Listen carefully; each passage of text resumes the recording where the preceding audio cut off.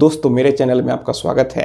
दोस्तों आज के इस वीडियो में मैं आप लोग को बताने वाला हूं कि अगर आप बैंक में सैलरी अकाउंट ओपन करवाते हैं तो फिर इसके क्या बेनिफिट है। दोस्तों सबसे पहले मैं बता दूं कि आप सैलरी अकाउंट अपने मन से ओपन नहीं करा सकते हैं। अगर आप किसी गवर्नमेंट डिपार्टमेंट में जॉब करते हैं या फिर किसी प्राइवेट कंपनी में ही जॉब करते हैं तो फिर जब तक आपका डिपार्टमेंट या फिर आपका कंपनी बैंक को रिकमेंडेशन नहीं करता है तब तक वे आपका सैलरी अकाउंट ओपन नहीं करेंगे। यहाँ पर सेविंग अकाउंट के मुकाबले सैलरी अकाउंट में कई सारे आपको बेनिफिट मिलते हैं। यहाँ पर आपको कई सारे इसके फ़ायदे मिलते हैं। सबसे पहली बात कि अगर आप सेविंग अकाउंट ओपन कराते हैं तो हर बैंक का अलग अलग मंथली एवरेज बैलेंस होता है, आपको उतना मेंटेन करना होता है। लेकिन उसकी तुलना में सैलरी अकाउंट में आपको कोई भी बैलेंस मेंटेन नहीं करना होता है। लेकिन यहाँ ज़रूरी है कि सैलरी अकाउंट में आपका हर महीने सैलरी आए। सपोज अगर आप किसी प्राइवेट कंपनी में जॉब करते हैं और फिर आपका कंपनी किसी बैंक में आपका सैलरी अकाउंट ओपन करा कर देता है, लेकिन अगर आपका कंपनी में छूट जाता है, आपका सैलरी नहीं आता है, तो जो आपका सैलरी अकाउंट था वह यहाँ पर सेविंग अकाउंट में कन्वर्ट हो जाता है। फिर उस बैंक में जितना सेविंग अकाउंट में बैलेंस मेंटेन करना होता है आपको उतना मेंटेन करना होगा, नहीं तो फिर यहाँ पर उसका चार्ज कटने लगेगा। जी हाँ, हर बैंक का मंथली एवरेज बैलेंस होता है, अगर आप उतना मेंटेन नहीं करते हैं तो आपको फिर इसके लिए चार्ज देना पड़ता है। तो यहाँ पर अगर आपका सैलरी अकाउंट है लेकिन अगर आपका जॉब छूट जाता है, आपका सैलरी कुछ महीनों तक नहीं आता है, तो फिर जो आपका सैलरी अकाउंट था वह सेविंग अकाउंट में कन्वर्ट हो जाता है। तो आपको इस बात का ध्यान रखना है।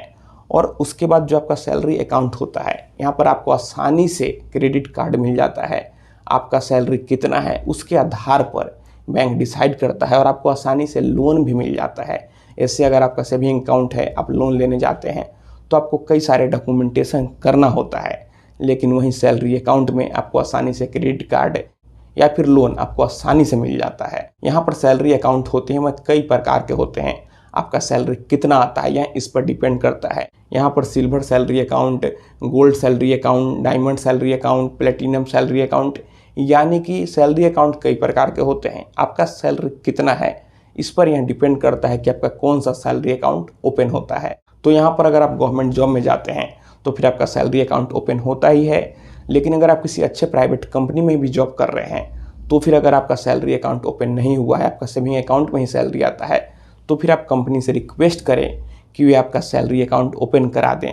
फिर आपको कभी भी कोई भी लोन लेने का ज़रूरत पड़ेगा, आपको क्रेडिट कार्ड लेना होगा तो फिर आसानी से आपको मिल जाएगा। और सबसे बड़ा बेनिफिट यह है कि आपको बैंक में बैलेंस मेंटेन करके नहीं रखना होता है। जैसे कि अगर आप HDFC में अकाउंट ओपन कराते हैं, आप जनरल सेविंग अकाउंट ओपन कराते हैं तो फिर आपको 10,000 रुपये मेंटेन करना होता है। लेकिन वहीं अगर आपका HDFC में सैलरी अकाउंट ओपन होता है तो फिर आपको कोई भी बैलेंस मेंटेन करने का ज़रूरत नहीं है, बस आपका यहाँ पर हर महीने सैलरी आना चाहिए।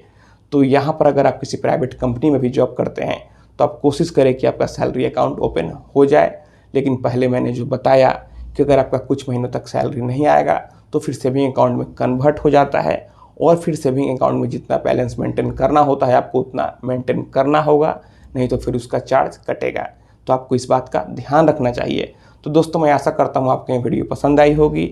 आप इस वीडियो को अधिक से अधिक अपने दोस्तों और रिश्तेदारों में ज़रूर शेयर करें। और अगर अभी तक आपने मेरे चैनल को सब्सक्राइब नहीं किया है तो मेरे चैनल को सब्सक्राइब करें और बेल आइकन को भी प्रेस कर लें ताकि मैं जब भी वीडियो अपलोड करूं तो आपको उसकी नोटिफिकेशन मिल सके।